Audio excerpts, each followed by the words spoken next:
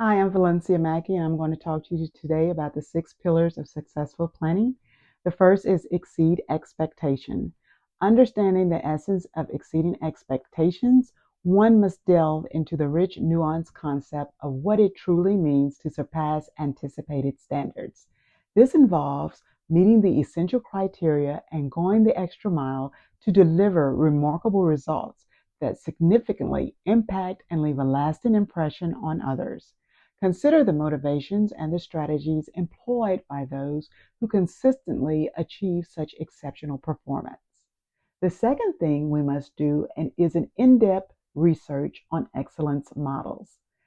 Undertake comprehensive research to uncover the various frameworks of excellence across different fields.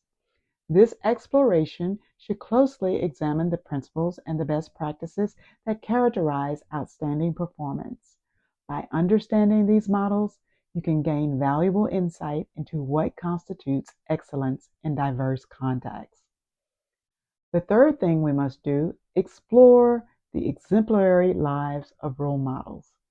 We must investigate the inspiring lives and careers of influential role models within your industry or the endeavor that you're trying to do or the goals you're trying to reach, who can have consistently set and achieved high standards of excellence. These role models are not just figures to admire, but can serve as beacons of inspiration, guiding your personal and your professional growth.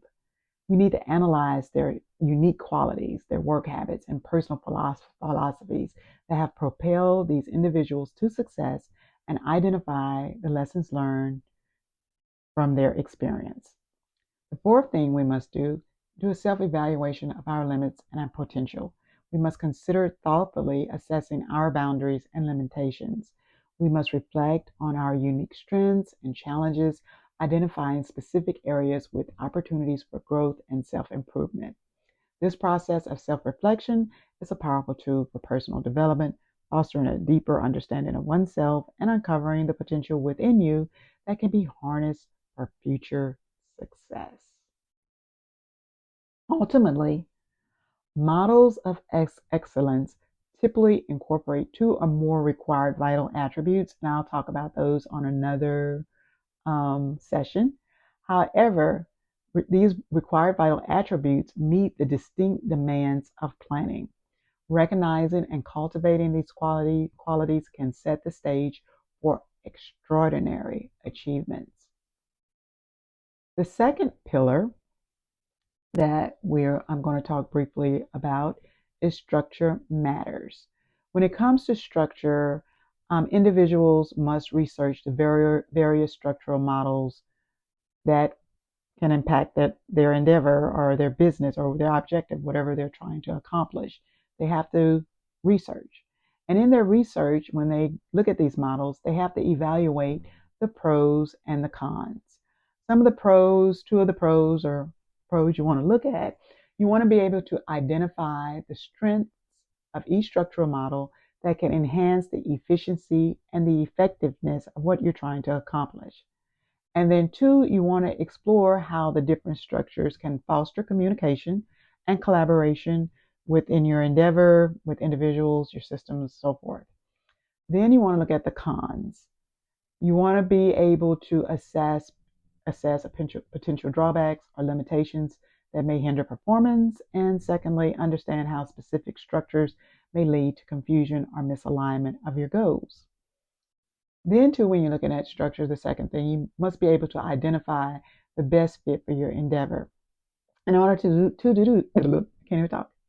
do this, you must analyze the goals and requirements of your endeavor to determine the most appropriate structural model. And then you want to ensure it's a balanced structure that promotes effective leadership without overwhelming management, maintaining a healthy ratio of decision makers to implementers. Have you ever heard too many chiefs, not enough Indians? Too many Indians, not enough chiefs? So that's what you want to make sure you don't fall into that category. By carefully considering these aspects, you can optimize the overall structure to support the success of your endeavor. Because structure It does matter. The third pillar that we want to look at briefly is think big but small. This is very important. We must think big but small. But the first one of the things I'm going to talk about it briefly. It's a lot each one of these can entail. But when it comes to think big but small, um, you want to look at the external perspective on the overall structure. You need to analyze how stakeholders outside the endeavor view the initiative to be crucial. Is it something that's needed? This involves a strategic approach to structuring operations that supports internal goals and aligns with external expectations and perceptions, ensuring effective management of the chosen framework. Remember, we talked about the excellence model and the structural model? Okay. So once we do that, we want to look at the scalability of our plan. This aspect highlights the endeavor's ability to grow or contract in response to changing conditions. It is essential to demonstrate a robust capacity for flexibility, enabling the plan to seamlessly scale up during periods of increased demand or scale down efficiently when faced with downturns, thereby ensuring operational resilience. The third thing we want to are a couple of considerations. We want to consider in-house versus outsourcing. This evaluation thoroughly analyzes the advantages and challenges of utilizing internal resources compared to forming partnership with external sources. When making this decision, it is essential to assess factors such as cost effectiveness, the quality, and the potential impact on culture, your beliefs, objectives. The second thing you want to consider is the work or the activity environment flexibility. This exploration focuses on the various work activity arrangements that contribute to productivity and satisfaction. By considering options such as on-site, mobile roles, remote positions, and virtual environments, planners can create a dynamic and adaptable culture that meets the diverse needs of participating parties. The fourth thing I want to talk about briefly is box management because it is very important to all the everything above as well as everything above is important to box management. So what is box management? Box management is a systematic process of overseeing and coordinating various elements within a specific area or system. It often involves management, where different units or sections are organized efficiently. This includes maintaining the condition of the box, managing financial aspects, and ensuring compliance with relevant regulations. What are the boxes? In box management, the box refers to individual segments or units within a more significant development. This can be distinct segments, clusters of units, or sections, each with unique features and requirements that contribute to the overall functionality and aesthetic of the system. The third thing, how does these boxes bring everything together? The boxes bring everything together because they are the fundamental components that unify the various aspects of a system. Organizing different areas into manageable sections create a structured environment where resources, services, and interactions can be effectively coordinated.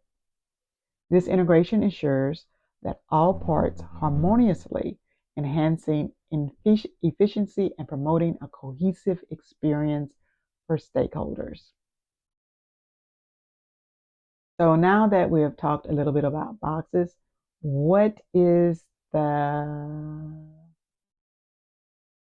fourth thing? Moving on to the fourth thing we're going to talk about because boxes, we talked about boxes because a lot of people don't know how important boxes are. Structure matters, exceeding the expectation. So what is next on our list to talk about? The fifth thing that we're going to talk about is management that work because now we got our box management, think big but small, structure matter, exceed expectation. Now we move on to management that works.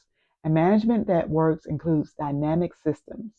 These flexible frameworks allow individuals and systems to respond swiftly to changes, ensuring they can pivot strategies and operations as needed. And then it entails streamlined processes. This involves optimizing workflows to eliminate redundancies and improve efficiencies, allowing individuals to focus on their core tasks and achieve goals more effectively. You don't have to do or enter it in 4 or 5 places. You come up with a plan to make one place work. Then you have effective procedures. These guidelines and protocols ensure consistency and quality in operations. It empowers individuals to perform their duties clearly and confidently. You don't have to stand over somebody and watch them work because you have systems in place.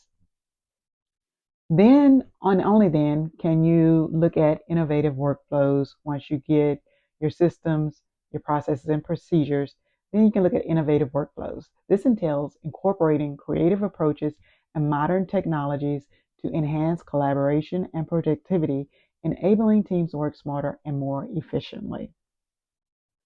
I cannot stress it enough, but it is essential. It is crucial to understand that the effective implementation of technology relies heavily on well-defined systems, processes, and procedures.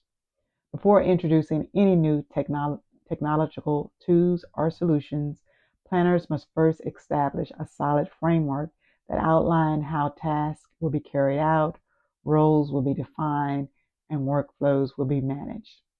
This ensures that technology serves to enhance operations rather than disrupt them. And believe me, I've seen this happen. By prioritizing the development of robust systems and processes, planners can achieve a smoother transition and greater overall efficiency when integrating new technology into their operations. These 4 elements collectively create a robust environment where a plan can survive and thrive.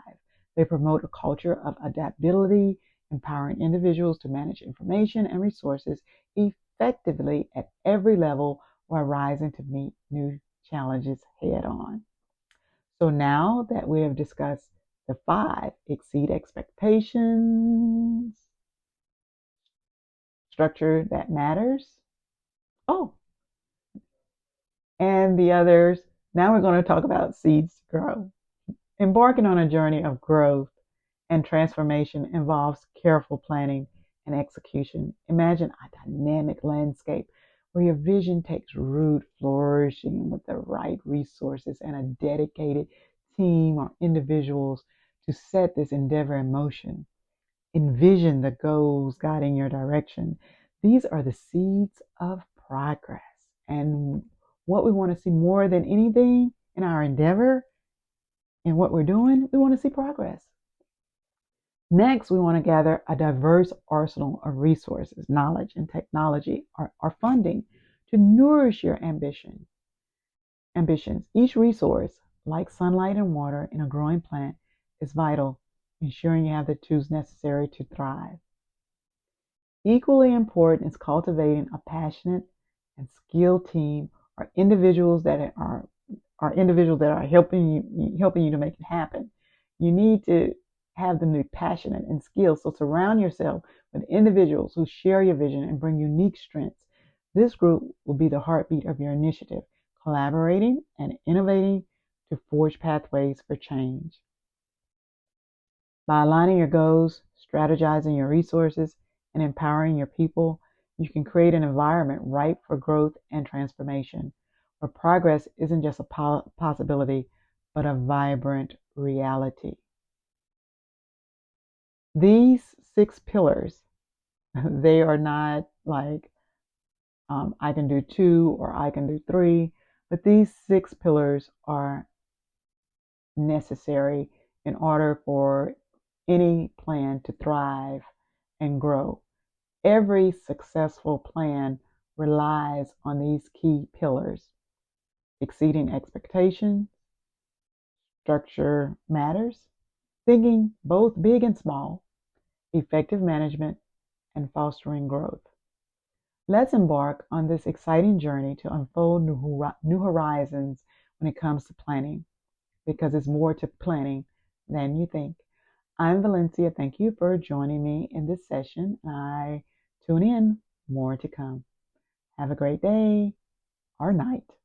And as always, be blessed.